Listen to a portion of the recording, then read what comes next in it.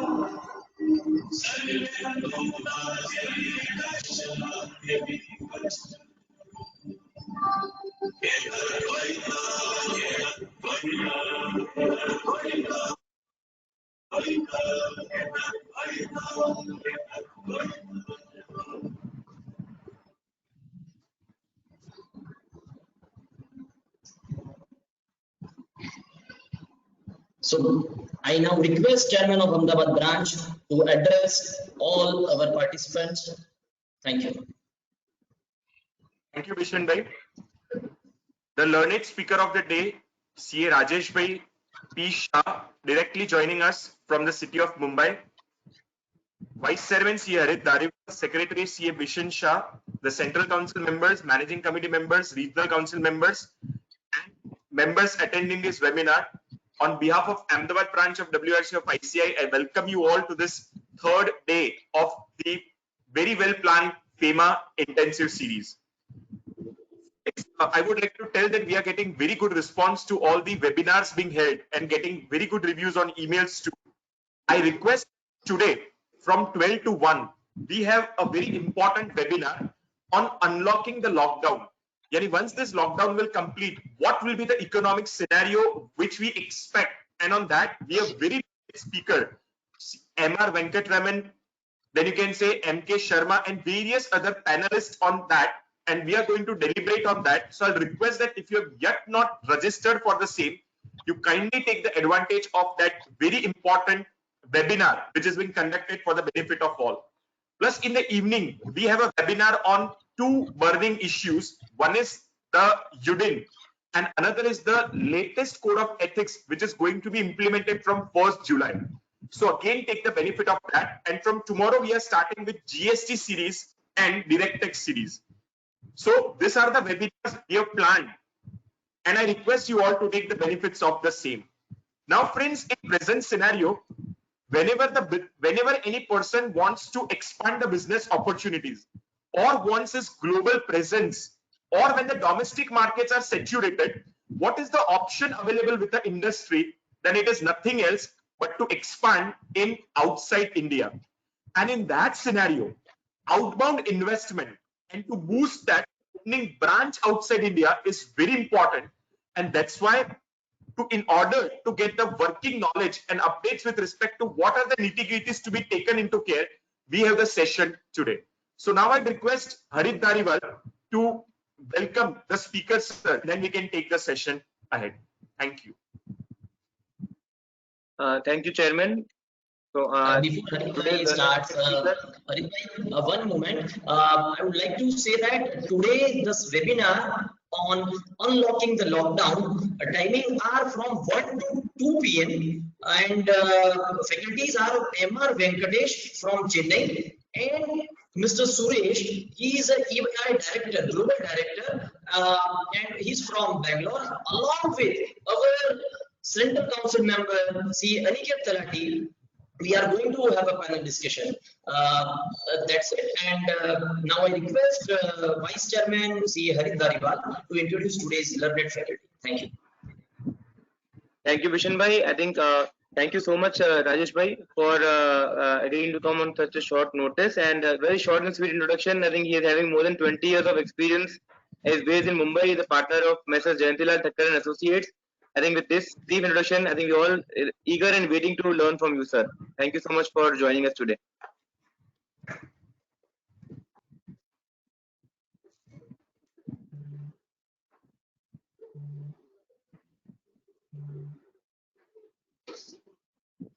So, Chairman, should I start? Yes, sir. Good morning, everybody. Good morning to the Ahmedabad branch chairman, the office bearer, and all the dignitaries. Of course, we cannot say on the dais and off the dais. It's a new mode which the government has taught us, and learning through webinar was always there. But yes, it is getting more and more effective now with the lockdown. Lockdown is the best period to unlearn certain thing and learn certain thing. So I thought, let me take this as an opportunity as soon as I got the call from Ahmedabad to redo about the outbound investment. So my presentation will cover two parts: the outbound investment as a company and the individual which are also allowed to do outbound investment through LRS. With this, the whole presentation will be shared after the webinar is over. Meanwhile, let me run through you the basic background. Chairman, the office bearer is free to comment as to whether we should do threadbare, whether we should be focusing on a particular slide, because what I can see is only the presentation. The other people who are the coordinators and will be able to share with me as to how we take it this next 120 minutes. With this, let me start with the outbound investment. Friends, FEMA, what is a 5-day series? What you are going to take is a 5 main topic. In this main topic, section 6.3 governs the capital account transaction, and outbound investment is covered by section 6. Now, section 6, which is part of the FEMA Act, is very important because 6.3, 6.4 and 6.5 are the pillars of the FEMA. So what we need to understand is the basic fundamental or the principle which is being thrust by the Act. 6.3 talks about all the outbound investment, and the total outbound investment is regulated by FEMA 120. FEMA 120 tries to cover each and every aspect of outbound transaction, transfer of the outbound transaction, redemption of the outbound transactions. So during this presentation, we will run through various aspects. Liberalized remittance scheme, which was introduced in 2004, also covered the individual leg of this. And by the amendment in Regulation 20A from 5th August 2013, they have tried and brought in the individual route, which was a gray area, into the statute. Now the regulations also govern individual who can invest abroad in a companies and various other structures, which we will go through. Now, what type of investment we can do abroad? Today, this presentation, we will cover wholly owned subsidiary and joint venture. The branch office and other aspect we will not be covering today because they are governed not under 120. They are governed under different regulation. Now, the basic parameter which governs for the JV or wholly owned subsidiary is 400% criteria, which one we need to take care of. 4 times of the net worth of the Indian party, and the outer limit is 1 million for financial year, which was introduced in 13-14. If any company wants to invest abroad beyond 1 million, it is permitted, but you have to go under the approval route, and automatic route is not available. We have a live cases of Tata acquiring Chorus, Tata acquiring Land Rover, Range Rover company, whereby the amount of investment was much more beyond 1 million, which they had got it through the prior approval of Reserve Bank of India. So the main investment what we are looking to do it abroad is 4 times of the net worth. Now we need to understand various other aspects of outbound investment. When we are looking to the outbound investment, what we need to take care is what type of activities I am going to carry out in my overseas company, or whether I'm entering as a joint venture, what is the activity of a joint venture company?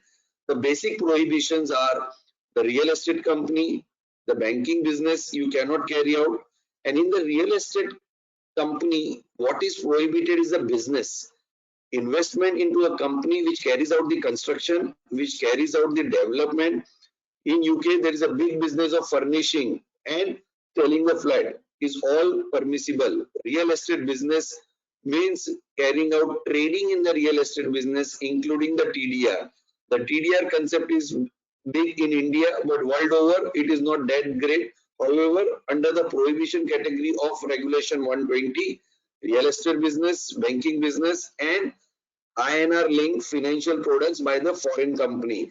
Now the regulation says if the financial companies, what needs to be done is if an Indian company is investing into a foreign company whose activity is to carry out certain product which is linked to the Indian rupee is prohibited. Basically what government is trying to do is any foreign company who wants to market the product into India, the Indian party should not be part of the same. So the language is as simple as this: an overseas entity having direct or indirect participation from India shall not offer financial products linked to Indian rupees. Non-deliverable incidents of such product, non-deliverable trades involving foreign currency, rupee exchange rate, stock indices linked to Indian market without the specific approval of Reserve Bank of India. So now what needs to be understood here is this prohibition is under the automatic route. Approval route on a case-to-case basis, the RBI may give you the permission, but we have not come across any permission being granted in this area. Now, as what we are looking a 400% net worth criteria and all those criteria linked to the outbound investment, these are the basic cases where you don't require any permission of Reserve Bank of India, nor the limit will apply. This falls under the general category. Now what are those general category?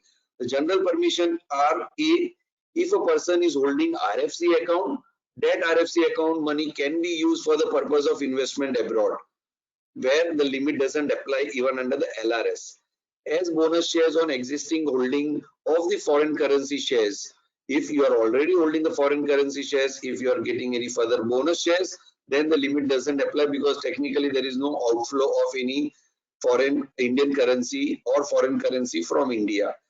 When not permanently resident in India, out of the foreign currency resources outside India, when you have any resources which is accumulated abroad when you were outside India, 6(4) comes to your help, which says you can carry out any such things from the money which you had accumulated when you were a non-resident. General permission is also available to sell the shares, so purchase or acquire. Hence, what we need to understand here is these are a few of the general permission available. Now, as I said, 4 times 400%, or we call 4 times of the net worth, we need to understand what is the meaning of net worth. Net worth means paid up capital and free reserve. The language here is very simple: paid up capital and free reserve. We have come across cases where the parties, the Indian company has tried to mix few reserves as a part of free reserve. It is a chartered accountant who certifies for the purpose of net worth. Hence, the professional brother, sister who are going to give a certificate, please try to keep it as simple as possible, whereby the net worth means a paid up capital and free reserve. Whereas in the case of partnership firm and LLP, the net worth means the balance standing to the capital or the current account of such partner. What are the methods whereby you can take the money outside India? What we have discussed is the limit. Now we'll discuss the mode. Drawal of foreign exchange from an AD bank in India. This is the most common method which is being used, whereby we write to the bank, we file form AD, A2 to the AD, and we mention to them, yes, please debit my account of so and so company for making the remittances outside India. 2, same can be used by way of capitalization of export also. The capitalization of export means if an Indian company has sold certain goods to a foreign JV, WAS, or a new company which is going to become a WAS or a JV, there within the period of time frame which is permissible under the export regulation, same time frame can be used for the purpose of capitalization of export. If that time frame has gone, then you do not fall under the automatic route. You will have to go under the approval route. Swap of shares. Swap of share is one more method which is permissible, but it doesn't fall under the automatic route. But yes, this is one of the mode of method of funding. Indian company getting the shares of a foreign company getting the shares of the Indian company. The swap of shares I have covered in the valuation norms. Proceeds of ECB, FCCB, yes, these are also covered. So when we are talking about ECB, which is being raised abroad, lying abroad, the same can be used for the purpose of acquisition of foreign company. There are certain forms, ECB regulations which needs to be complied with, but yes, this falls within the mode of funding. In exchange of ADR, GDRs, depository receipts, these are all applicable to the listed companies who have raised abroad. Balance held in the EFC account of the Indian party. Yes, the EFC money can also be utilized, and proceed of the foreign currency raise. So in respect of 6 and 7, this is very important. The limit of financial commitment vis-a-vis the net worth will not apply. So let's say the Indian company which has huge EFC fund available due to its export realization, the same can be utilized for the purpose of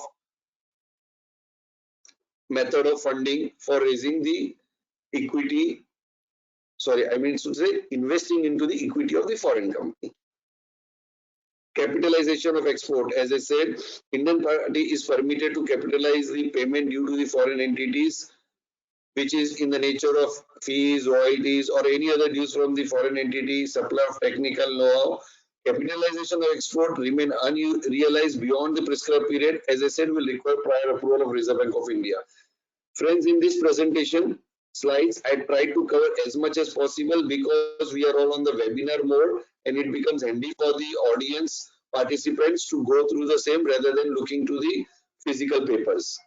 Again, the Indian software exporters are permitted to receive 25% of the value of the export in any startup company in the form of shares without entering into a joint venture, but with the prior approval of Reserve Bank of India. Now, when an Indian company is ready with its net worth, is ready with the fund, where all we can invest. Yes, I can invest into the equity shares. I can invest into the compulsory convertible preference shares. I can invest into the preference shares which are not redeemable. 100% of the loan amount of guarantees, amount of bank guarantee, and 50% of the performance guarantee. So whatever the performance guarantee is given, 50% is considered as a part of the financial commitment. So when an Indian party having a net worth of 1 crore is eligible to invest 4 crore, some seminar people do ask whether I can take a loan in the Indian party and give money for the purpose of investment. The whole funda about 4 times of the net worth means the balance 3 can come in the form of loan. But yes, that loan is eligible only for the purpose by the Indian party in the form of company, PP, partnership firm, and LLP. Individuals cannot take loan to give money under LRS. So what we are talking to right now under this ODI regulation is Indian company, LLP, and partnership firm. I have separately covered the LRS part. So any money which is committed, any money which goes towards this particular part will all form part of the total net worth. Now, the guarantees I have covered separately because let me tell you the slide. This month of investments, equity, loans, guarantee issued. So if you see, major part is now going in the form of guarantees. When the guarantees are issued, this is the non-fund based and the Indian companies are finding it very easier to raise fund by giving the guarantee. So a guarantee is given to my WAS, JV or the banks abroad which helps them in raising the fund. Now, who can give a guarantee?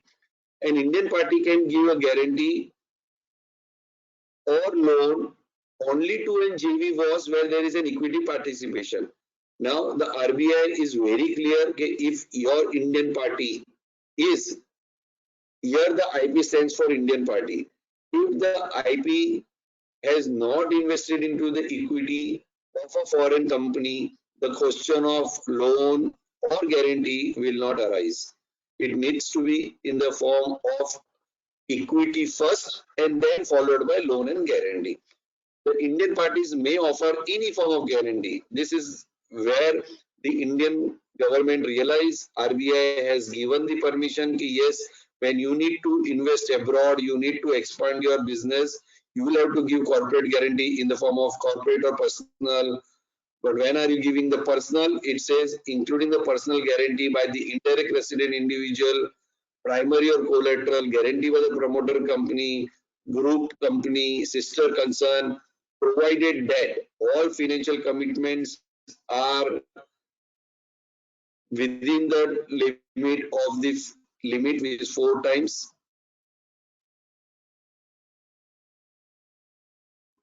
And when you are applying 4 times of the net worth, even the whole 100% of the guarantee will have to be considered.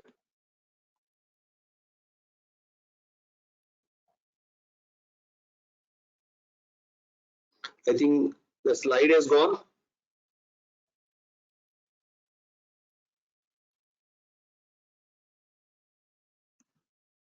Okay.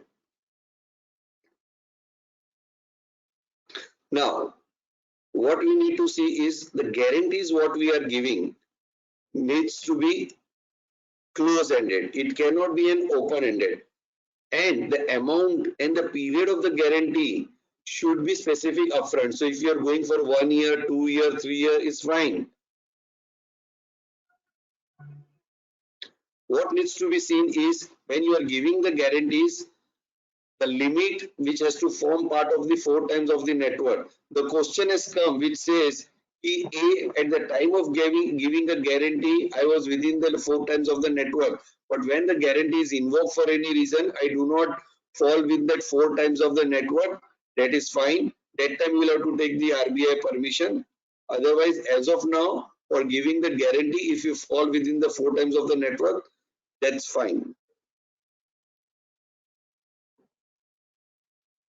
Now, in terms of regulation 5B, what we are seeing is the authorized dealer is also allowed to give a bank guarantee, issue SBLC to your WAS or JV abroad. This is a common phenomenon, friends, where the Indian company issues to the AD or request to the AD to give a subsequent SBLC in favor of the WAS or joint venture abroad, which gets discounted, and the WAS or JV takes the such benefit and use the money abroad. In this market where the fluctuation of currency is huge and no Indian party wants to take the risk, it is easy to get an SBLC so that at least the foreign currency risk is mitigated and the loan abroad is available at a very cheap rate, having the interest benefit. Now, in the case of corporate guarantees, including all other performance guarantees are required to be reported to Reserve Bank of India in form ODI, because earlier the interpretation was it needs to be submitted only at the time if it gets invoked. The answer is no. It is very clear now that while filing form ODI part 1, you need to take care about this thing. Now, Indian parties are permitted to issue corporate guarantees as we have discussed. Now, when you talk about the corporate guarantees, what we needs to be seen is it can give only to your first level step down operating JV WAS. You cannot give on behalf of the second level, or you cannot give on behalf of the subsequent, because when you are giving guarantees, what we have seen is guarantees can be given to a company or WAS which has your direct equity participation. So your step down subsidiaries beyond that first level, it doesn't have your equity participation, you cannot give the guarantee. Friends, I hope I am audible. I just thought of rechecking with you because now we will be getting to the next leg of this.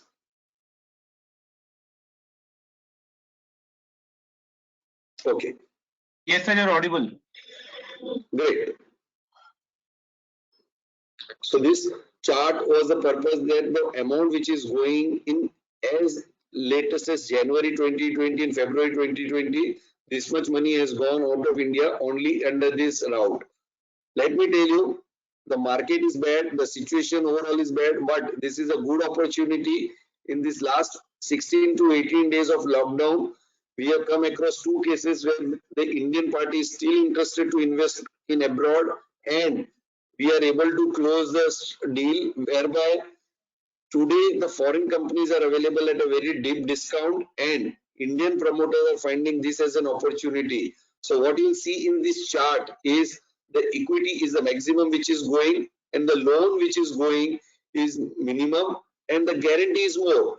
February, the loan amount which has gone is higher. This data is available on the RBI website. The participants can see where each company wise detail is available as to which company, Indian company has invested into foreign company and that foreign company is carrying out activity under which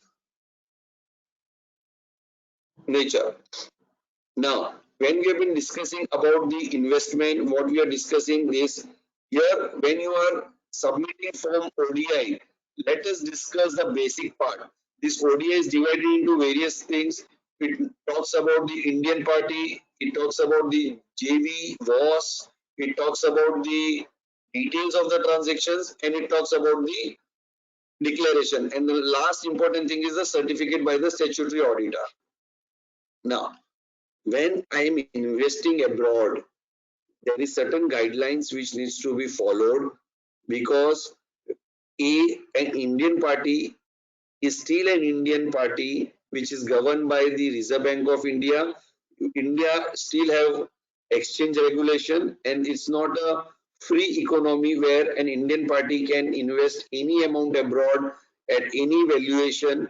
Hence, what needs to be seen is in case of a partial or full acquisition of an existing foreign company, if the investment is more than $5 million, we need to value the shares by the category 1 merchant banker registered with SEBI or a investment banker, merchant banker outside India with the appropriate regulatory authority.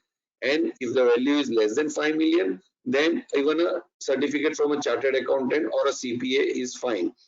Questions are being asked whether an Indian chartered accountant can issue a certificate for the foreign party. The answer is yes. The Indian chartered accountant is allowed because the method which is being prescribed is any universally accepted method and chartered accountants in India can issue such things. Now, when we are talking about the investment by way of swap of shares, there is a approval required from the erstwhile FIPP, now FIFP, which is the new agency who takes care of all this regulatory.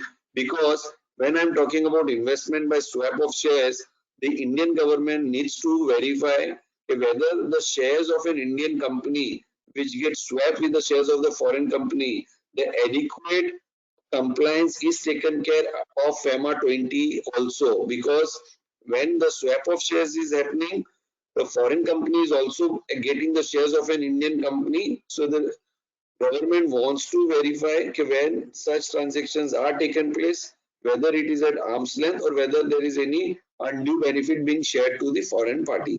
If the benefit is shared to the Indian party, the government do allows it. But when the higher thing gets tilted in favor of the foreign party, there is where the government wants to verify. Now, all what we have talked is about the automatic route. Yes, there is an approval route available. Even in if you see form ODI, there all you need is the same ODI form which you submit to your authorized dealer. Instead of automatic, you will mention the approval route. Now, what comes under the approval route? When you're talking about the approval route, anything where you do not fall within the criteria of the automatic route, it totally comes into the approval route. Hence, what needs to be seen is whether that 4 times of the net worth, whether I'm investing into the securities. So the securities, what I was talking is this. Here we are talking about the compulsory convertible preference shares or preference shares. there are cases where the Indian company wants to invest into the CCD. The CCD doesn't fall into this nature of security, hence you will have to go under the approval route.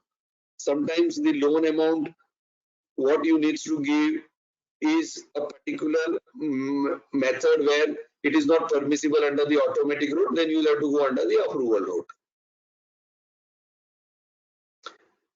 Now, Reserve Bank of India Internet takes into account the following factors before giving you the approval under the approval route, whether it is necessary in the interest of the country. So when the Indian corporates invest abroad, if the amount is more than $1 billion, they need to see whether that is in the interest of the country. Yes, when you can demonstrate such thing, the RBI do gives the permission. Now, what are the approval of the Reserve Bank? What we need to see is all the application, what you are submitting has to, within the framework, all details what is required to be submitted under the automatic route. Same thing will have to be submitted even under the approval route. And while making the application later, which goes to Reserve Bank of India, the Reserve Bank of India needs to be demonstrated by the Indian company as to what are the criteria which are not getting fulfilled, due to which you are coming under the approval route. Sometimes the Indian company's net worth is not within that framework of 400%. There is where you can again go under the approval route. Valuation certificate is must. The valuation sometime, let's say the valuation which has come from the registered valuer or SEBI approved valuer is an X amount, and what needs to be paid is Y. Because when you're talking about the commercial transaction, sometimes exact valuation norms may not match with the commercial norm. And in all such things, what we need to see is we have to convince Reserve Bank of India about the viability of the project and how it will help the country as well as the company in long run. Okay, in the financial sectors also, the permissible falls where the Indian party is planning to make investment abroad. This is a little time consuming. This is also require compliance. Hence, what needs to be seen is the Indian party needs to be registered with any regulatory authority in India. He has had profit in the preceding 3 financial years and has obtained approval from the regulatory authorities concerned in India as well as in that foreign country for such financial sector activity, and has fulfilled the prudential norms relating to the capital adequacy and all those things. So when an Indian company is investing into abroad for the purpose of financial services, this additional care needs to be taken.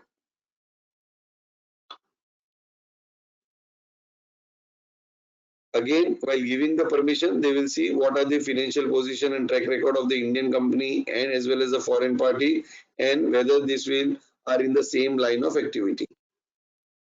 Now, we have invested abroad, we have replied to the Reserve Bank of India in form ODI, we have done all the compliance. Now, sometimes it do happen if the foreign company is not doing great and there is a need to write off certain portion. So for they have come up with a circular whereby listed companies are permitted to write off capital and other receivable to the extent of 25% of the equity investment in JV was under the automatic route, and unlisted companies are permitted under the approval route. So you need to submit an application along with the reason as to why the overseas company is not doing good and the accumulated losses in that company. You are allowed to write off 25% under the automatic approval, depend upon the status of the Indian party. Now, transfer by way of sale of shares of in JV was with no write-off. So when you are transferring the shares from one party to another, there is under the automatic route if these are the criteria which is taken care of. Now, Indian party without the prior approval of Reserve Bank of India may transfer to another Indian party or to a person resident outside India any share security held in the WAS subject to the following condition. A, the sale does not result in any write-off of the financial made. So let's say we have made an investment of an X, and if I'm getting anything which is more than the X, then there is no issues. The sale is effected through the stock exchange. So if the foreign subsidiary JV is already a listed, then there is no permission required. 3, if the shares are not listed on the stock exchange and the shares are disinvested by a private arrangement, the share price is not less than the value certified by the chartered accountant as per the latest audited financials JV. Now, the transfer by way of shares with no write-off. Now, what other conditions which are attached to these 3 items are 4, 5, 6. The Indian party does not have any outstanding dues by way of dividend, interest, royalty, consultancy commissions beyond a period of more than 60 days. You need to report to Reserve Bank of India. See friends, when you export your goods, you have a time frame which is higher. But when you any amount which is receivable from your JV or WAS in the form of dividend, royalty, consultancy, the limit has been restricted to 60 days. The overseas concern has been in operation for 1 full year and the APR has been submitted.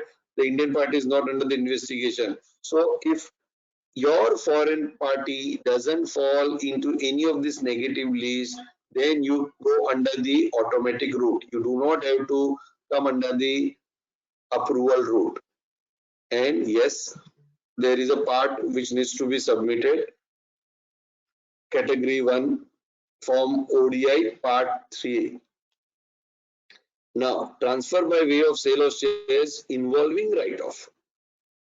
Yes, there are situations where there is a chances of write-off also, where I have invested abroad and nothing is moving in the direction, due to which either I wind up the company or I have no other option but to write off and sell the company to somebody without any money being received. So what happens in such case? If the overseas was again is listed on the stock exchange, yes, automatic Indian party may disinvest without prior approval of Reserve Bank of India. Hence, in this category, if the Indian party is listed on the stock exchange as a net worth of more than 100 crore, any loss which is incurred in the overseas company will fall under the automatic route. Where the Indian party is an unlisted company and investment does not exceed 10 million, then this limit window has been available to the Indian party to write off. Where the Indian party is a listed company with a net worth of less than 100 crore, but the financial commitment doesn't exceed 10 million, even that falls into the category of the automatic write-off. Now, such disinvestment shall be subject to the condition at slide 23, what is being mentioned earlier. The Indian party is required to submit this detail within 30 days, and Indian party which does not satisfy above condition will require the prior approval of Reserve Bank of India. So what we discussed in 23 is this has to be taken care of. Now, APR is part 2 of ODI. ODI part 1 is when you are making the investment, you are informing them. At the time of ODI,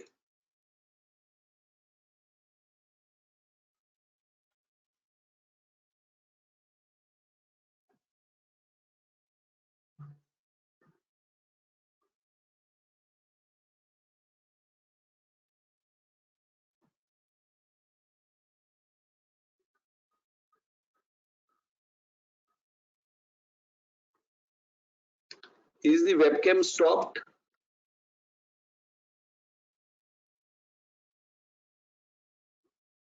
Okay. People can see me?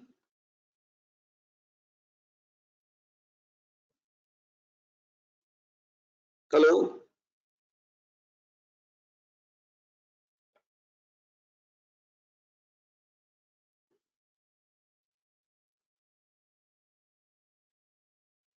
Okay, I presume that people can hear me and see me, and I'm proceeding further.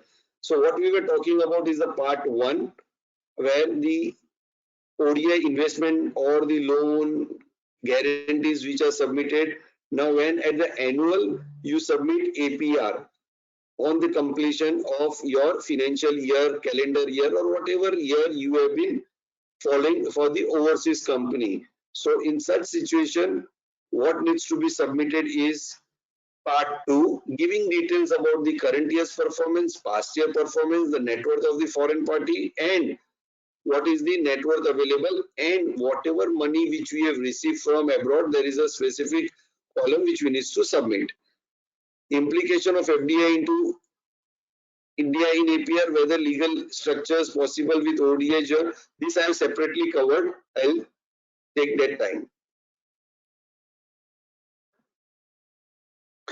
Now, in 2014, the Reserve Bank of India felt it is necessary because the money is getting locked up and they are not being properly utilized. And on the request and realizing it is necessary, what RBI has given. Now, Reserve Bank of India has come out with two clarification. One is the pledge of the shares of the JV, WAS and SDS. So when an Indian party has invested into foreign company in WAS, JV, SDS, they are allowed to carry out the pledge of the shares to have the fund based or non-fund based facility for the WAS. So it is said the Indian party may create charge pledge on the shares of the so and so as a security in favor of authorized dealer or financial institution in India or an overseas lender for availing the fund-based, non-fund-based facility for itself or for its JV, WAS, SDS. So let's say an Indian company has invested more than 100 crore in the equity of the JV, WAS, and now they want to securitize this. They can pledge these shares and take the benefit. Same time, along with shares, when the foreign company is now being allowed along with the Indian company to create a pledge on its asset. So which is a welcome move by the Reserve Bank of India, whereby from 2014 an Indian party may create charge on his assets, including assets on his group company, sister, along so and so to avail the fund-based, non-fund-based facilities for the purpose of operation. Indian party may also create charge by way of mortgage on the asset of the overseas JV or WAS for the purpose of so and so. These are now within the framework of the FEMA 120. Friends, now let us get to the reporting on the disinvestment. So what we have discussed about the disinvestment in the form of closure, transfer, everything, this needs to be reported in part 3. Hence, when you are doing this, it is necessary to complete this procedure. Otherwise, if audience has a personal experience, there is a concept called project profile. When in part 1 is submitted, your project profile is getting opened where a UIN number is being granted to the Indian party for creating a JV WAS abroad. That UIN number remains constant for your overseas company.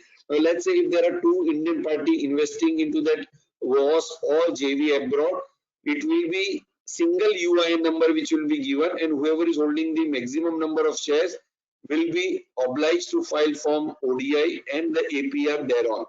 Now, what needs to be seen is this part 1 which gets reported, part 2 of APR which gets reported. This all form parts of the project profile.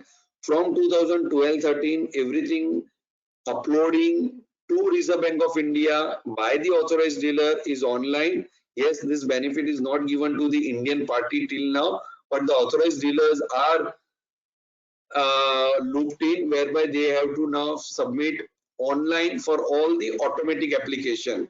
For approval route, again this will have to be submitted to Reserve Bank of India on the manual basis. Now, when I am submitting this part 1, part 2, part 3, make sure that your authorized dealer has uploaded this data on the website of Reserve Bank on through the module of Reserve Bank of India, and it gets captured in the project profile, because project profile is the master document. It's like an index for all the transactions which you are doing with the overseas party. Nowadays, when we are doing the FEMA audit of overseas company, we call for the project profile of the Indian party from the Indian authorized dealer to capture and match with the accounts as to whether the details mentioned in the books of accounts of the Indian party or the foreign party matches with the project profile. Project profile is nothing but the data index getting captured at the RBI level upon your transaction with your overseas subsidiary. Now, all these things are permissible what you need to take care is reporting to Reserve Bank of India. There is one more reporting which talks about the FLA. FLA has to be submitted in an Excel base and it has to be emailed to the Reserve Bank of India. It's a simple Excel type which needs to capture certain data and it needs to be submitted. So any companies, since we are on the 120, any Indian company who has invested abroad has to submit FLA.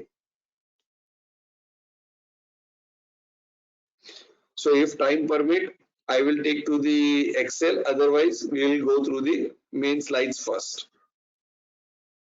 Now this FLA return and APR return are monitored by two different departments. Both submissions is mandatory. Now if you see the compounding part, even non-filing of FLA, there is a compounding fees of 10,000 per year levied by the Reserve Bank of India. Earlier the views were the FLA is a statistical data and may need not be submitted, but that interpretation is wrong.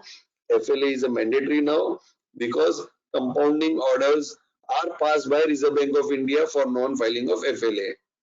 Now, earlier ODI, FDI, but not at the year-end, company is not required to file FLA because FLA talks about filing of this detail at the year-end.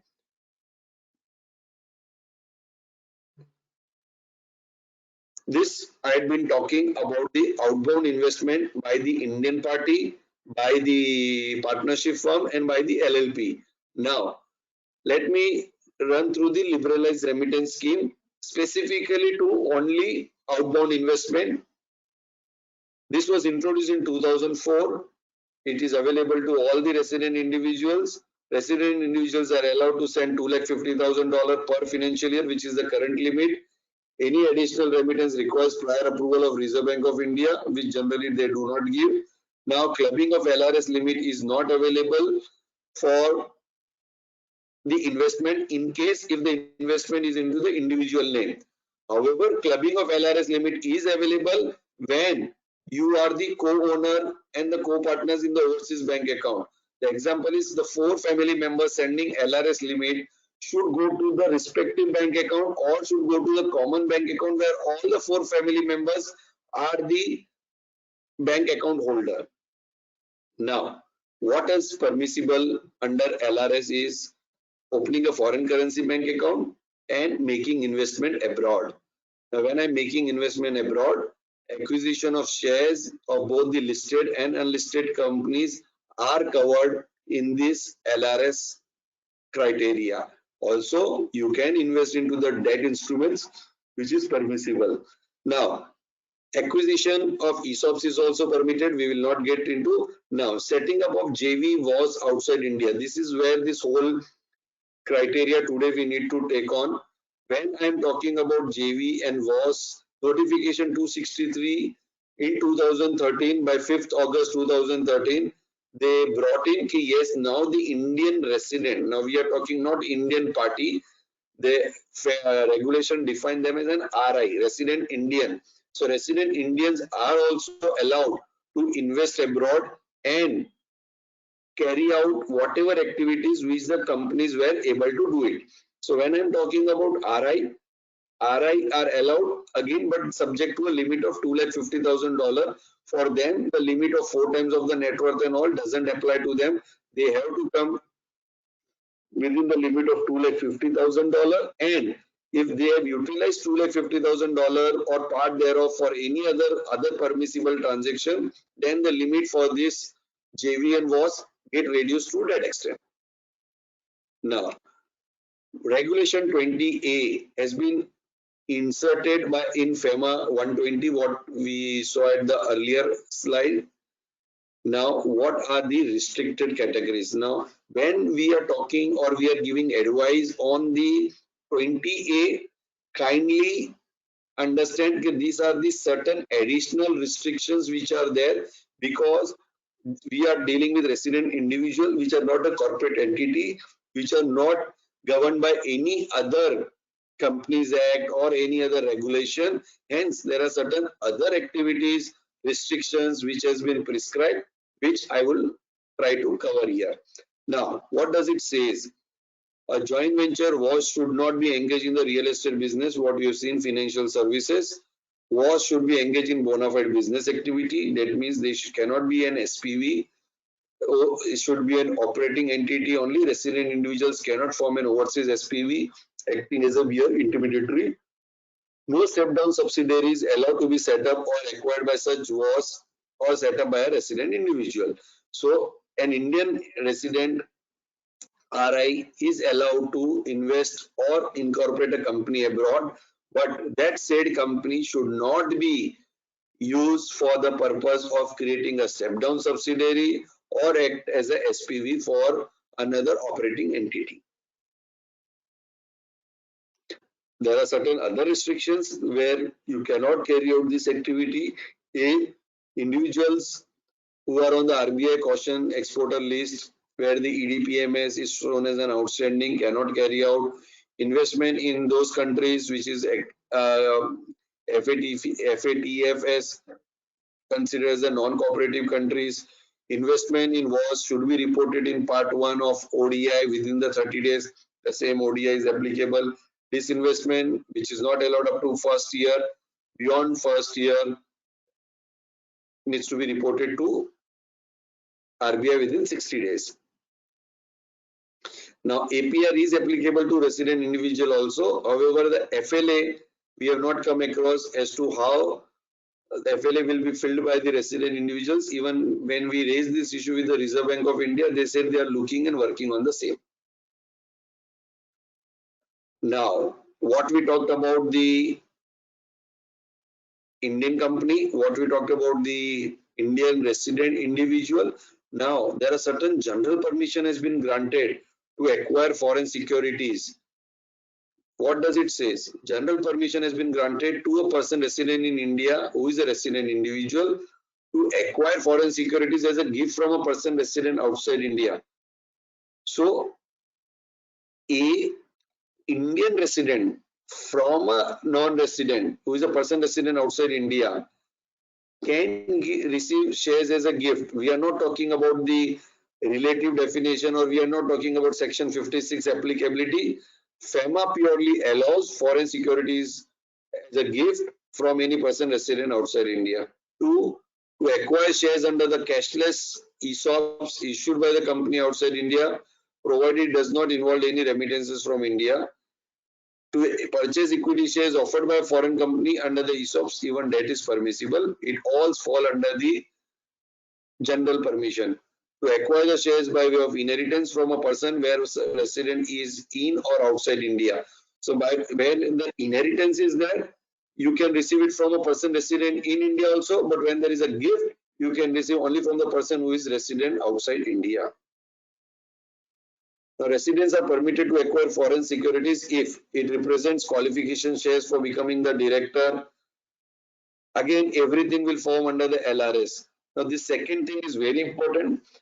Resident individuals who are professionals are allowed to acquire shares as a part consideration or full consideration when the services are rendered to a foreign company, and in lieu of the director's remuneration, they can get this thing. However, the limit of acquiring such shares in terms of value is again within the overall limit of the LRS.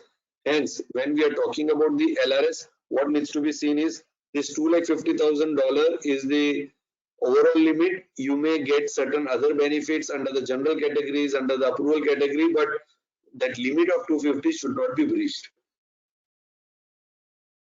Right shares, provided that the right shares are being issued by virtue of holding in accordance with the provision of the law. So let's say if a Indian resident who had acquired shares when he was a non-resident and now the right shares are being issued by the company, then it falls under the general permission. Routing of the funds raised abroad in India. This is a classic cases which requires deliberation, where in 2014 RBI came up with a circular which said they have observed that the Indian companies are accessing the overseas market fund through their associates, subsidiaries and group companies. They are also raising funds abroad beyond the limit which is being prescribed, because how it happens is the Indian party creates a subsidiary abroad, and that subsidiary companies raise fund abroad and route it back to the Indian company. Indian company creates a subsidiary abroad, the money is raised at a higher rate of interest in abroad company, and the money which comes to India is at a lower rate of interest. Funds so raised are routed to Indian companies. These are all prohibited by way of Circular 41. If funds are routed easily to the Indian arm, then such foreign subsidiaries raised used for all kind of purposes may not be allowed under the present regulation. So by this circular, what the Reserve Bank of India has tried to bring in is A, Indian companies can have subsidiaries abroad, but that subsidiaries cannot be used for the purpose of raising fund for the Indian company, raising any form of fund-based, non-fund-based limit for the Indian company. There is a specific FAQ. If you see the FAQ, section question number 64, can an Indian party set up a step-down subsidiary joint venture in India through a foreign entity directly or indirectly through step-down subsidiary? The answer is no. The provisions of FEMA 120 as amended from time to time dealing with the transfer and issue of any foreign security to resident in India do not permit an Indian party to set up an Indian subsidiary, that is through its foreign WAS or JV, nor do the provision permit an Indian party to acquire a WAS, invest in that JV that has already direct indirect investment in India under the automatic route. Friends, let me tell you, this is not permissible under the automatic route. Indian party has to approach Reserve Bank of India through their authorized dealer, and which they will consider case to case basis. We have come across 3 cases where Indian party has been granted the permission, and because they demonstrated it was necessary for the foreign company to have a step-down subsidiary in India to carry out certain ancillary thing which cannot be carried out at the parent company abroad level. 2, we have cases where the Indian party has been denied permission because they said the activity which needs to be done by a step-down subsidiary of a foreign company can very well be done with the help of the Indian company, which is the parent company, and you don't require any foreign company, another subsidiary to be created into India. Now, what needs to be seen here is A, we will take care of Indian company investing into abroad is permissible. Foreign company investing into India, same subsidiary is not permissible. However, if you switch this transaction and if you have a foreign company investing into India, the Indian company can make an outbound investment into another company. So inbound and outbound is permissible. Outbound and inbound is not permissible. Reserve Bank of India, we at various forum we did ask, okay, what is the logic behind these 2 different logic being given? The answer they said is they have an internal guidelines which they cannot share. But yes, we live in a country which is being monitored through FEMA regulations, and the regulation says it is not permissible. So we need to take care about the same.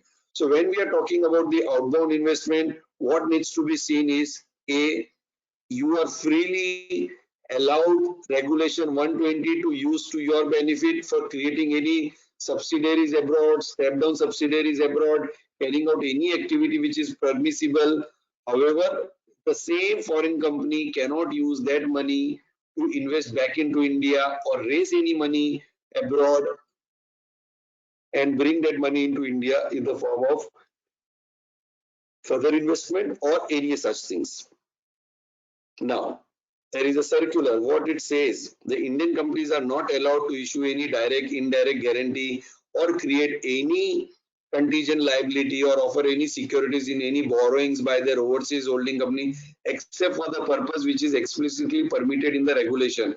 So when I'm talking about the regulations which permitted guarantees,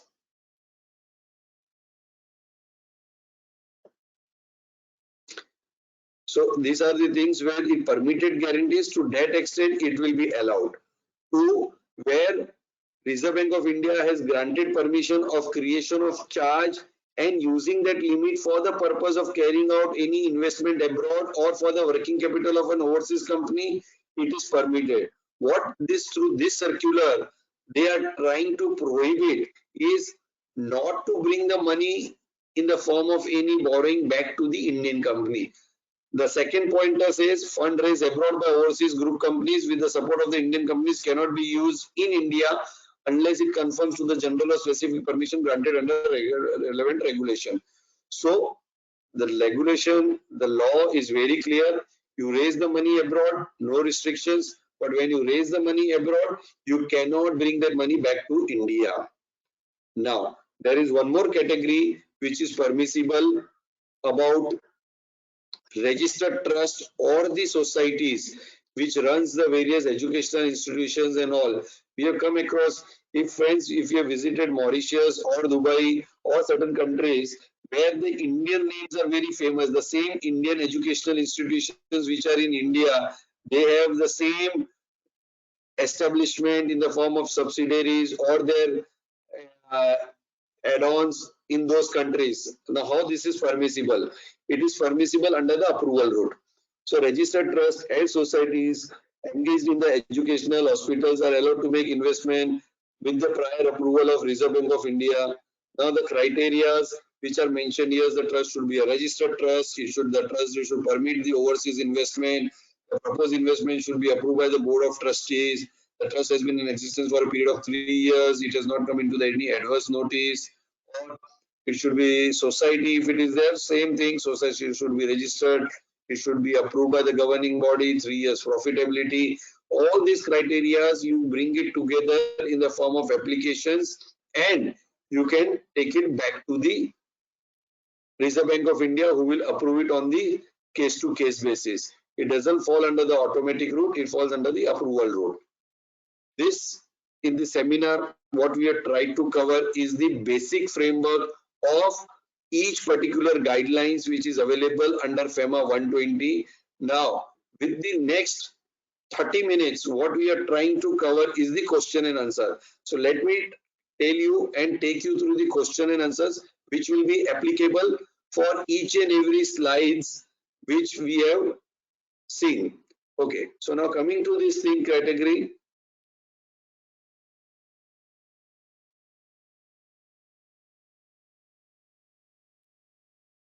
Okay. Now, we could see these 7 categories where we are allowed to make investment abroad. Now, a question and answer. A question which was raised to me is the CCPS and CCD, which is identical when I'm talking about FEMA 20. But when I'm talking about FEMA 120, CCPS and CCD doesn't fall into the same categories. They will fall into the different categories. Hence, when I'm making the investment, what we need to take care is we are investing into the CCPS and non-CCD. The guarantees, the questions can come by your client.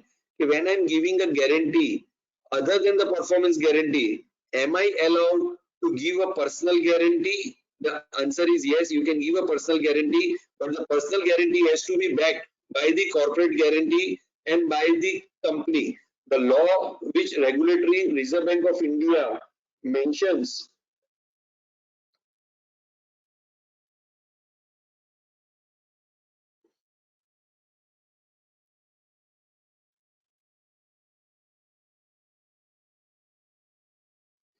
yes, it says the Indian entities can give any form of personal guarantee, including the personal guarantee by the indirect resident individual promoter of the Indian party, primary or collateral guarantee by the promoter company. Now, when I'm giving the guarantee, make sure, because in an individual, the LRS limit is applicable, they cannot give a guarantee. Hence, when an personal guarantee is being given, then it needs to be backed by a board guarantee by the Indian party, which is the Indian company. Now, the next question is, when I am creating a step down subsidiary, whether the step down subsidiary is the first level step down subsidiary or this level 1 below the step down. So how you will define a first level step down subsidiary? When we are talking about a subsidiary or a first level subsidiary, so if an Indian party A has created a company in Mauritius B, that will be a first level subsidiary and not the C, which is a subsidiary of B. If you go through the compounding orders, Indian party has captured a particular interpretation that the C company will also form part of the step down as a first level step down subsidiary. The Reserve Bank of India said no, that will not be considered as a first level, it will be a second level subsidiary and require prior approval before coming to Reserve Bank. You have to come to Reserve Bank of India before giving the approval. Now we were talking about the forms. Can we discuss the forms also, the organizer?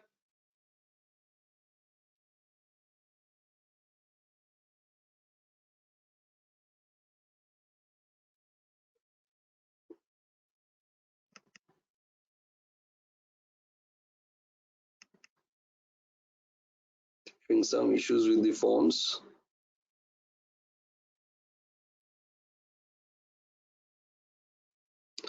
Okay, now coming to the LRS. Now the LRS limit, which we are considering $250,000, it will be considered for the purpose of each individual. Now, if the shares which I am investing into a foreign company, if that foreign company issues shares to the family, let's say husband, wife, and a child, then that $250,000 can be used for the purpose of clubbing to $750,000. But if the three people have invested into an Indian company, three people have invested at the individual level to a foreign company, then that foreign company issuing shares in the individual name, then it will be a violation and it will be considered as a contravention.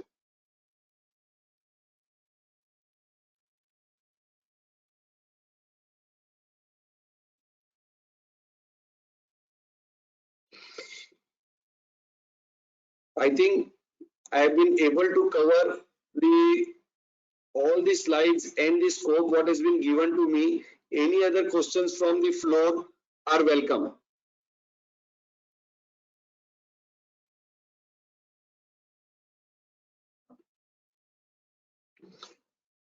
Organizers, do we have a mode where the participant can ask question?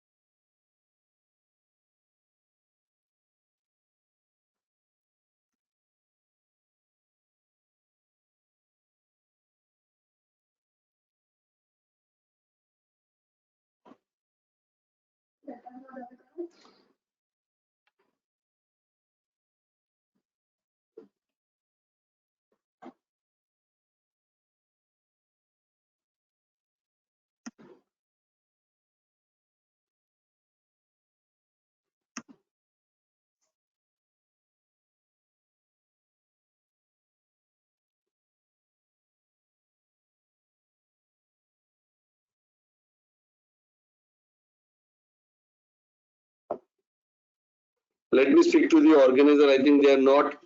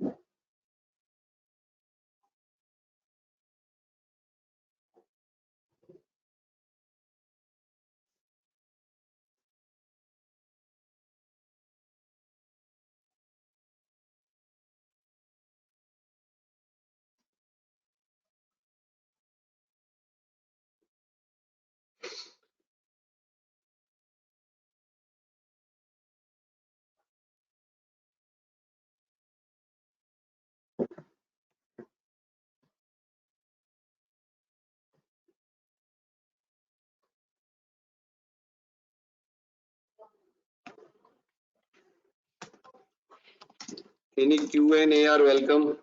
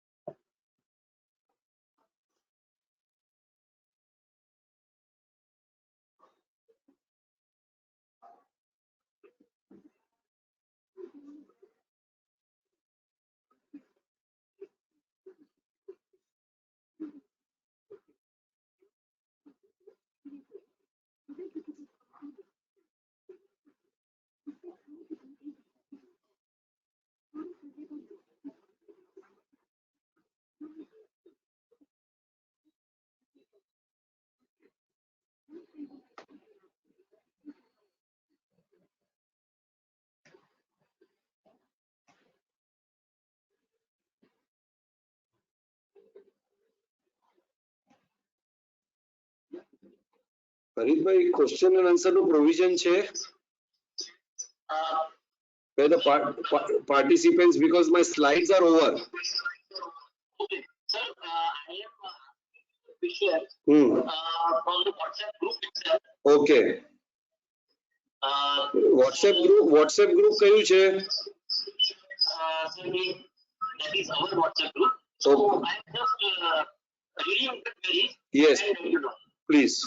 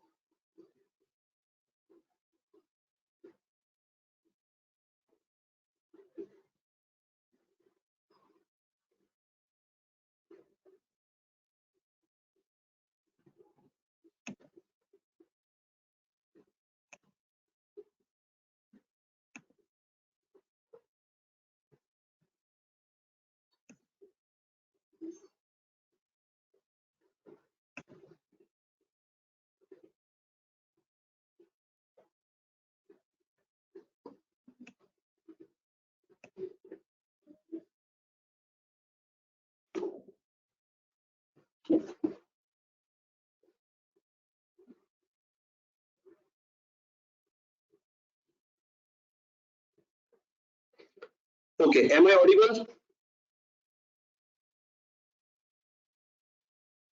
Bhai? Hello. Am I audible, Harit bhai? Yes, sir. Yes, sir. Audible. Okay, so the questions what have been raised, let me put, in case of outbound investment, if foreign company cannot have Sunsco in India, I think it is written step down subsidiary, then how come many companies have their subsidiaries in India like Glaxo and Unilever? Also, is there anything specific that should be read along with the FDA policy? Yes. Friends, what I've mentioned,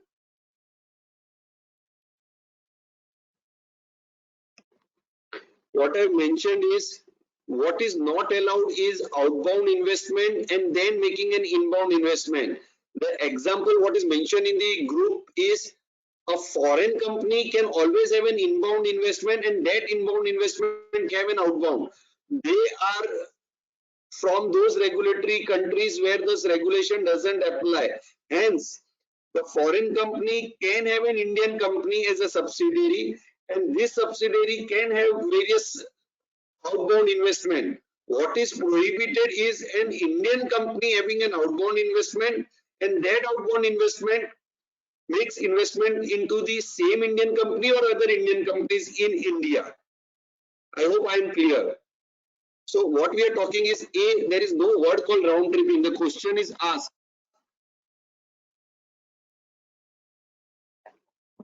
The question is asked is what is round tripping? If you see FEMA 20 or FEMA 120, it doesn't talk about any round tripping. If you do the whole Google search, you will not come across a single case which talks about the round tripping word. But what the intention of the government through Reserve Bank of India is not to permit any structures which is created abroad by the Indians to bring the money back to India. I understand there is no FEMA angle to this, but we have to comply with whatever regulations which is being prescribed. Now, let me share, there is a decision of Snapdeal. What we know, the Snapdeal company, e-commerce, their parent name or the Indian company name is Jasper Infotech. If you go on the RBI compounding orders, go through the Jasper Infotech, and Jasper Infotech has created the same structure whereby the Indian company has invested or acquired the foreign Singapore company, which in turn Singapore company had an investment into another Indian company. They have treated this structure as a wrong structure. You cannot consider this as an permissible activity. What they have used the language in the order, and they have levied a penalty of 12 crore. I use the word compounding fees of 12 crore, which clears the intention of Reserve Bank of India. I've been telling my friends, when you are looking to the FEMA, when you are learning the FEMA, this is a series of FEMA for the 5 days. What needs to be importantly seen is the orders of the compounding which is issued by Reserve Bank of India, because that gives you the framework or the mentality or the thought process which is of Reserve Bank of India. We as a professional may say this is permissible, but if the regulatory authority has taken a view, this is not permissible, then it will not fall within the 4 frameworks. That may be a view of a particular consultant or a professional, but unnecessarily the client will come into an issue. Hence, it is advisable कि please, when we are advising or when we are structuring a particular thing, make sure that there is no FEMA contravention. Explain.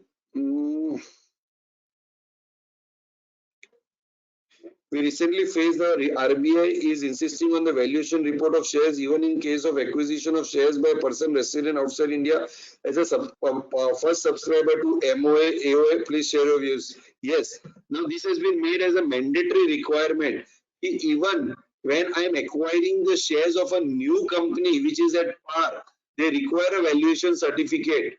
Yes, what we as a professional can do is you can issue a certificate saying that this is a newly incorporated company, the shares are being issued at par, and the face value of the company is the same, $1, 1 pound, or whatever is the face value of the shares. But yes, because when an authorized dealer is uploading the ODI, there is a specific icon where they need to attach the CA certificate. And when a CA certificate is not there, they are not able to process that ODI and UIN is not generated. Hence, even that is compulsory. For inbound investment, if new shares are being issued by the Indian company as per the Companies Act valuation report, We will not take the inbound investment today since we are restricting ourselves to the outbound investment.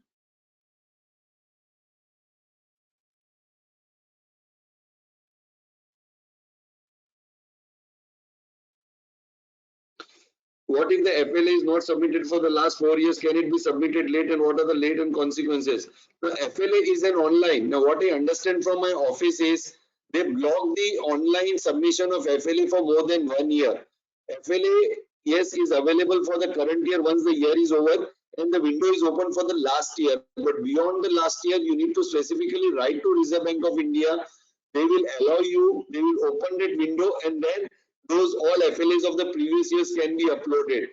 Meanwhile, the advice was given that the FLA can be submitted to authorized dealer also, but that will not help because authorized dealer has no mechanism to forward that to the statistical department. It needs to be submitted to the DISR, what they call it in their form, and it needs to be done online only. Yes, there is a compounding fees, as I mentioned, 10,000 rupees per year per company. Now, let me tell you, if you have 5 subsidiaries abroad, if you have 5 UIN, APR has to be done 5, because if you see the APR is per UIN, whereas FLA is per Indian company. So hence, make sure that you are an Indian company filing FLA. So even if 5 subsidiaries, you will have to file 1 FLA. In LRS, if there is a joint account in the bank and payment is made to joint account, of the limit of 2,50,000 should be counted of each account holder. See, when you're talking about the joint account holder, I presume the joint account holder in foreign company. You may have a joint account holder in the Indian company, but let's say husband, wife and a child has a joint account in India, and when they are investing that limit to a foreign bank account, and if in that foreign bank account there is only one name mention of an husband, then $2,50,000 is the limit. You cannot use $7,50,000. Vis-a-vis, Indian bank has a one single bank account holder and the Singapore company has a 3 bank account holder. The same Indian bank cannot be used for the purpose of sending $7,50,000. It has to be 3 individuals who will come from their respective bank account and send the money to $7,50,000.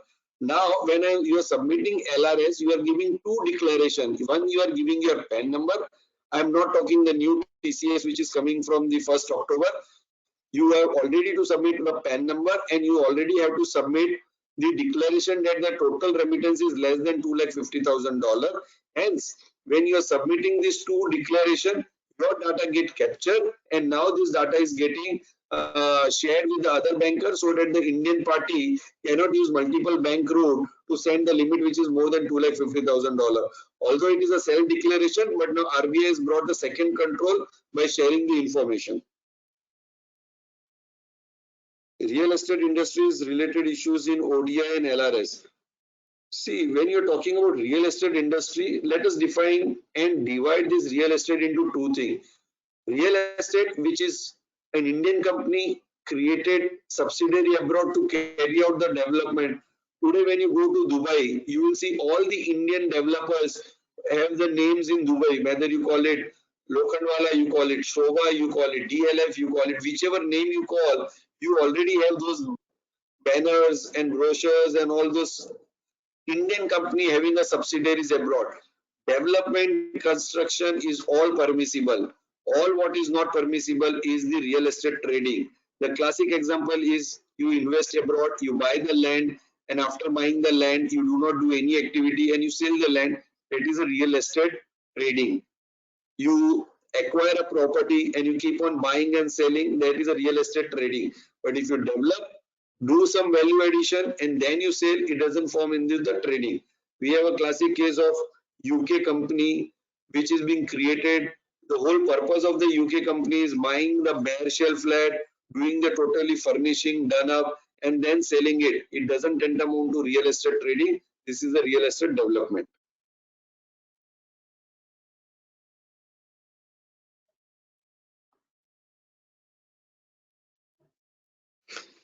Explain LRS impact on EB5 investment along with the example.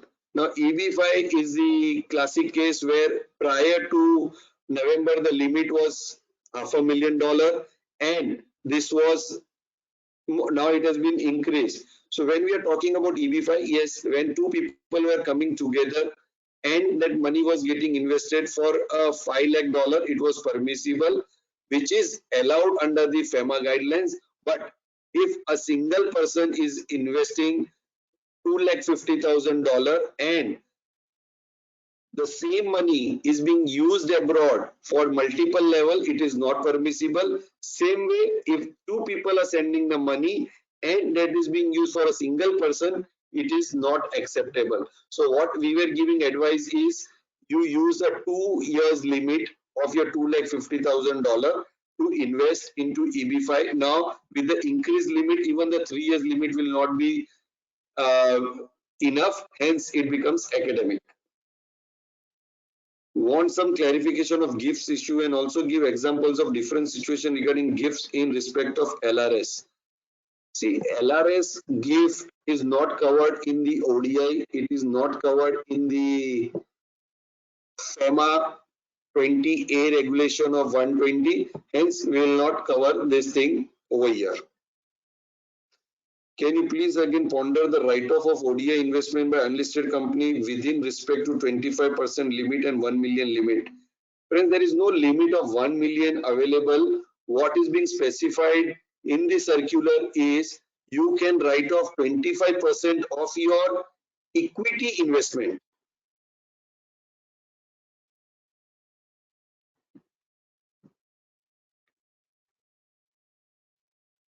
Okay.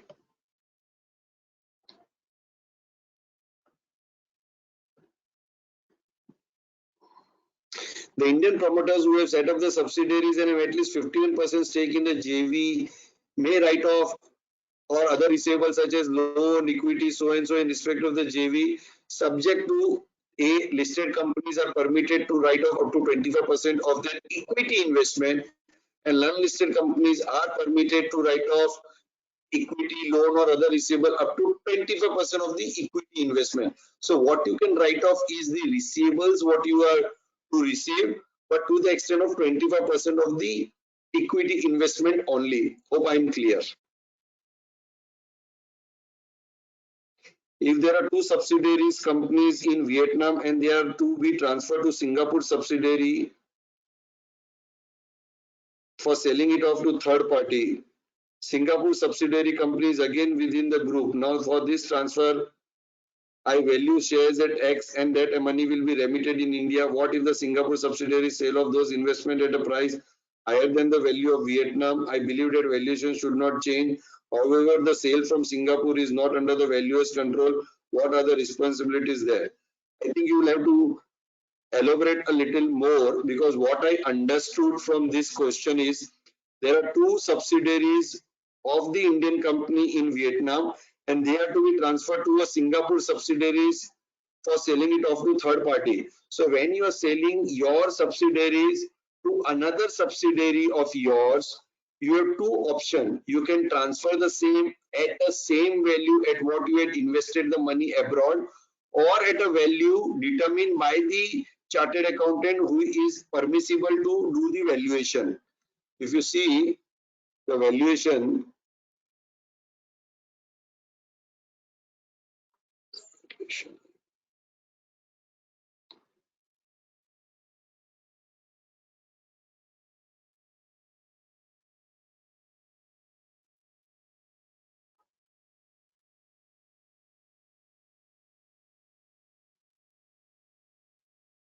yeah, we are on the valuation.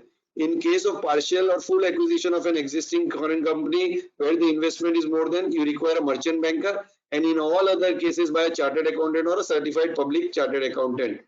Hence, in this case, any transfer of your subsidiaries of Vietnam to a Singapore company, all you require is a chartered accountant certificate. And when the Singapore company is getting sold to a third party, the valuation which is determined, it doesn't involve any write-off, then you fall under the automatic route. If you then when you are selling it to a third party, then you need to take care of this separate regulations which is available. If we need to analyze the entire ODI, then how many notifications or circulars we need to look for, and if there are old notification, do we need to look to them? Please explain from the student's perspective. Very good question. I also, when I prepare, I look as a student only because we did not miss out anything. You go onto the RBI website, rbi.org.in. There is a icon of notification. Within notification, if you click, there are master directions. Under master directions, you go to Foreign Exchange Management Act, and in Foreign Exchange Management Act, you click on the icon which is linked to the outbound investment, which is very exhaustive. The master directions captures the whole of the regulations, and it covers all the circulars, APDIs which are issued within that particular regulation. I think that is enough. I am also a student. I keep on learning and taking the advantage of this lockdown, where each and every regulations we are again reading read so that whatever has come new which has escaped our attention, also we are trying to learn. So it is a good exercise. Everybody, I recommend everybody, please look into the same, and it is a good option where you can work on the same. Can individual buy equity shares of a foreign company other than those mentioned in slide within 2,50,000? See, I have tried to cover everything in the slide. So now, if when you are talking about an individual can set up a joint venture abroad by using this ODI under LRS by notification 263 or 2013. Same way, there is a general permission whereby the same individual can acquire foreign shares, anything which is on the stock exchange abroad. It is all permissible. Here also it is mentioned. So whatever LRS limit is there, if you see the LRS,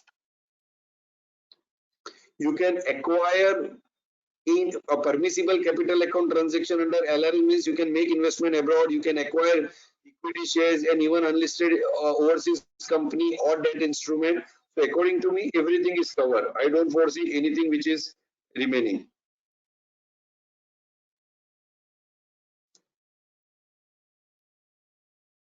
All the other questions, everything which was mentioned and posted on the group up to 11:29 is covered. Friends, we still have a time of another 20 minutes. So if any other queries relating to outbound investment, relating to LRS outbound are welcome.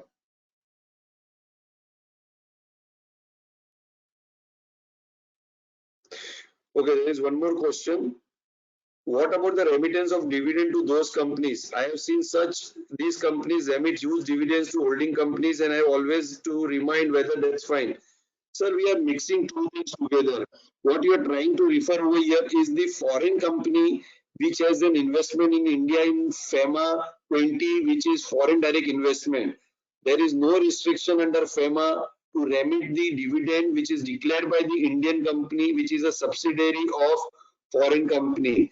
Foreign companies which create subsidiaries in India, whether it is the automobile sector, whether it is in the FMCG sector, or whether any other sector, what you can or we see, after the operation in India, after declaring dividend, paying tax under the Income Tax Act, whatever money is eligible to the shareholder, which is a foreign company, there is no restriction under FEMA. They are free to remit it abroad.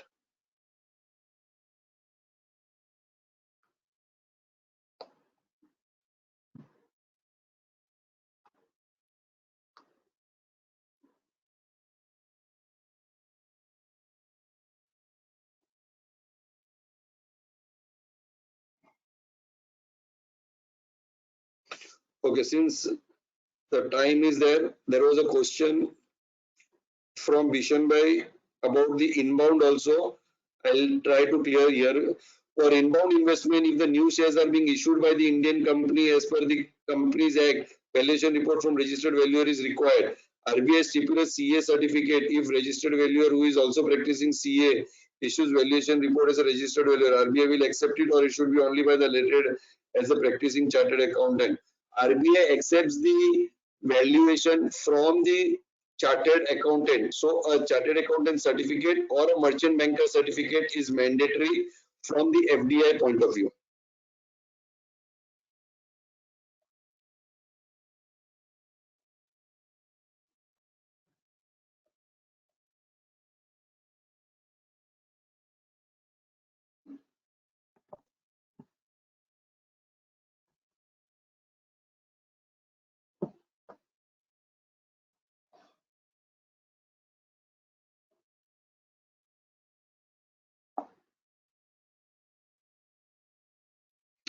If I miss out any question, please feel free. Okay, I have some few more. There are restrictions for setting up a second generation company, and such step down subsidiaries has to be under the automatic route. My question is, such restrictions still applies if the investment to be made by the individual is very small, like less than 5% of the total company? I think, Pankaj bhai, we are mixing two things. Investing, there is no restriction on second generation companies or step down subsidiaries under the automatic route by the company. The Indian company is allowed to create the subsidiary, and such subsidiaries can have step down subsidiaries. There is no restriction. The restriction is to an individual who is creating a company abroad. They cannot have. So if you see the restriction, there cannot be no step down subsidiaries or to be acquired or set up by the JUOS, which is owned by a resident individual, because resident individual is being allowed to create only an operating company abroad and not an SPV or any step down subsidiary under that. This 5%, I can't find anything. Feel free to share where you have come across this 5% restriction. Valuation is done at cost. Intent is not business. However, if the buyer considers a higher value and pays more, in that case, money won't come to India.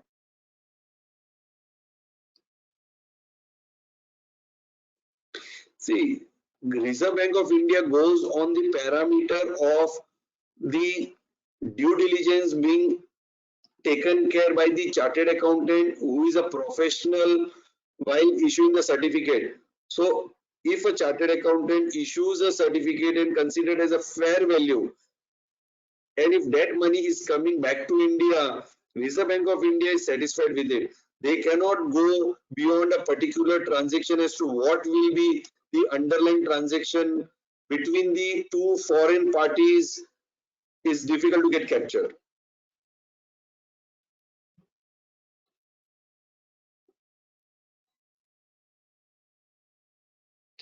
Can you please highlight the process step by step if Indian party wants to make investment outside India, like form, unique number, etc., when to file? Okay. When an Indian party decides that I need to invest abroad, the whole step which is being mentioned is done step by step. Now let us see. An Indian party decides, I want to invest abroad, I want to create a company abroad, or I want to invest into the existing company. What they will do is, they will decide whether I fall within that, for my money which I need to send falls within 4 times of the net worth. If yes, it falls within 4 times of the net worth, it will go to chartered accountant, take a certificate about the same. Then they will see whether I do not fall into the prohibition category. There is a form ODI which needs to be filed. This is form ODI which needs to be filed. If you see on the right hand side, there is a logo of the Word document, but I'm not able to open that right now in a webinar mode. Hence, this form ODI needs to be submitted along with the application to the banker, where the money has to be remitted from India to that company. So the Indian company which is making investment fills form ODI, gives all this section ABC and all this section ABC are forming part of the old form ODI. Now they have into these various different regulations. So these regulations needs to be filled in, certificate from the chartered accountant, and when you submit this thing, RBI authorized dealer submit this to RBI by uploading this form ODI, and then the UI number is generated. Once the UI number is generated, then you can carry out all the activities. Within 6 months of sending the remittance, the share certificates which are issued, that needs to be submitted to the authorized dealer. These are the 2-level transactions to be done at the primary level. Once this level is over, then on the completion of 1 year, APR needs to be submitted, and when the Indian financial year comes to an end, FLA has to be submitted. So APR and FLA are the annual process, whereas filing form ODI is for the time of the remittance. But let's say Indian company wants to remit again second time and third time, part 1 ODI for the existing transaction needs to be submitted.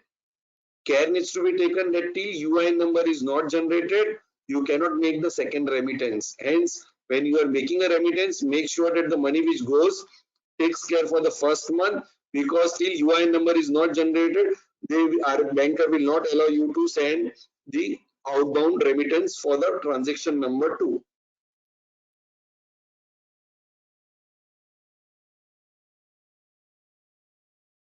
Okay. The question of Pankaj Bhai is, if an individual wants to invest in a foreign holding company which is having multiple subsidiaries in various countries, what route for him is LRS is not allowed? For him, the best way is to route this investment through the Indian party, whether it is through an LLP, partnership firm, or the Indian company. We are facing the exact compounding matter of an Ahmedabad-based pharma group which did not took a proper advice and invested through individual into a foreign company which had a subsidiaries abroad. That matter is pending before the compounding authority as well as the ED, who is monitoring and investigating the case. Hence, the LRS is not allowed. 5th August 2013, the regulation is very clear. Indians, individual, resident individual cannot invest into in foreign company which has a step down subsidiary, or they cannot invest into the company which further makes any downstream investment abroad. Under EB5, investment made husband and wife in escrow account. The escrow account is the husband name only due to EB5. There is no internal mutual agreement between husband and wife. Yes, there is a violation, because if the money goes to the escrow account and if the escrow account belongs only to the husband, the wife cannot put $250,000 for the benefit of the husband. It will be clear violation of LRS guidelines, which is very clear. I hope Unmesh bhai, I have cleared this also.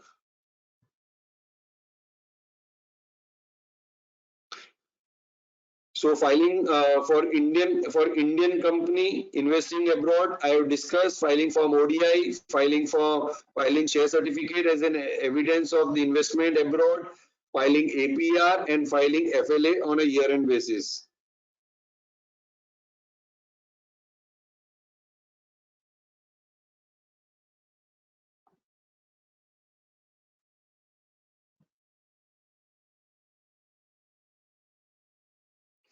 Okay, there is one more question. Want some clarification of gifts, issues, and also give examples of different situations regarding gift in respect to LRS. See, LRS has become very simple now. LRS allows you to carry out 6 activities. Now, 6 activities in LRS.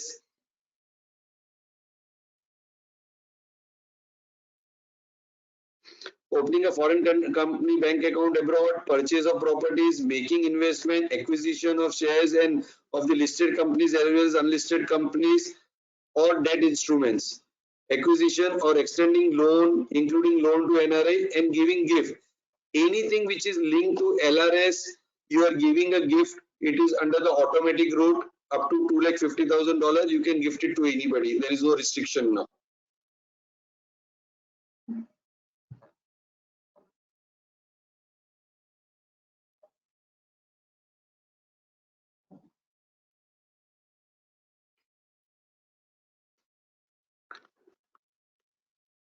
With the time available, I think I've been able to cover all the question and answer, which is ODI related and few of the non-ODI related also. Organizers, over to you. Thank you, sir. Harit bhai, you can still ask the participants whether they want any further clarifications or all are Sure, sir. clear with their doubts and nothing remains. Sure, sir. In case we get any questions on the WhatsApp group, you are already there, or in case we get any at the Ahmedabad branch, I will send across to you, so you can answer the same to the participants. The last question has come from Vipul bhai. Do you want me to take? Yes, sir. You can please take it, sir. Okay. In LRS, how do first remittance for incorporation of any company over there, and what are the procedures to be followed? Because still the company is not floated over there, you cannot make any remittance through LRS. Please explain the procedure to be followed with the bank. Very good. Now, when you are creating a company under the LRS, that means it is an individual who is going to remit the money from India. Generally, what the people do is they appoint a professional to incorporate a company. A professional fees for incorporating a company can be paid directly by an individual to that professional once the bill is raised. This is option 1.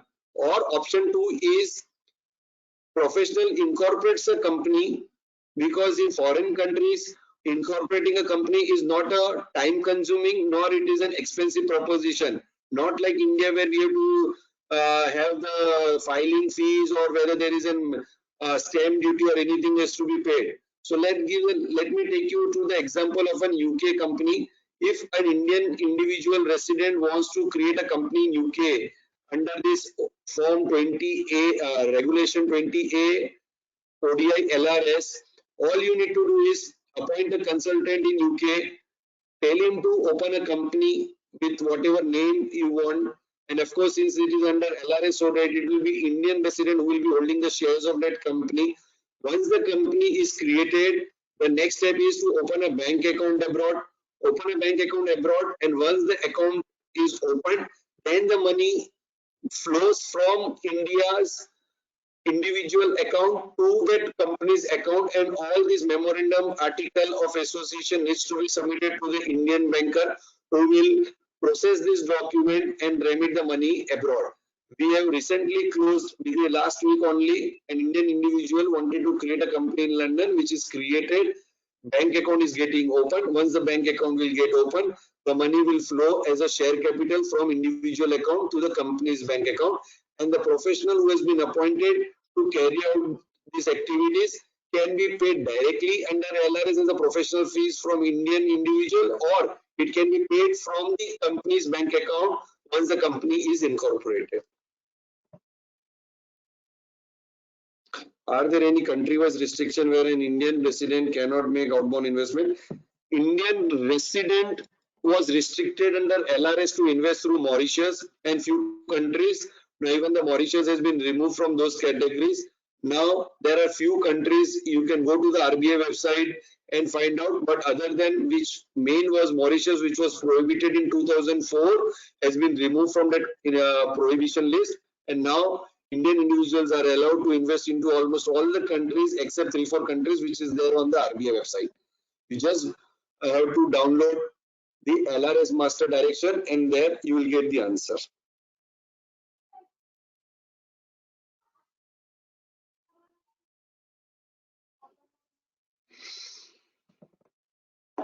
Friends, it was pleasure sharing my views.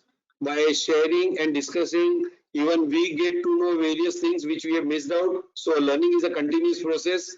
We as a speaker, you as a participant, all has to keep on learning, because what we learn today, by one change in the amendment by Reserve Bank of India, everything needs to be recapped, and it's an online continuous process. So this online process, the Ahmedabad chapter of ICAI has helped me in doing the recap process.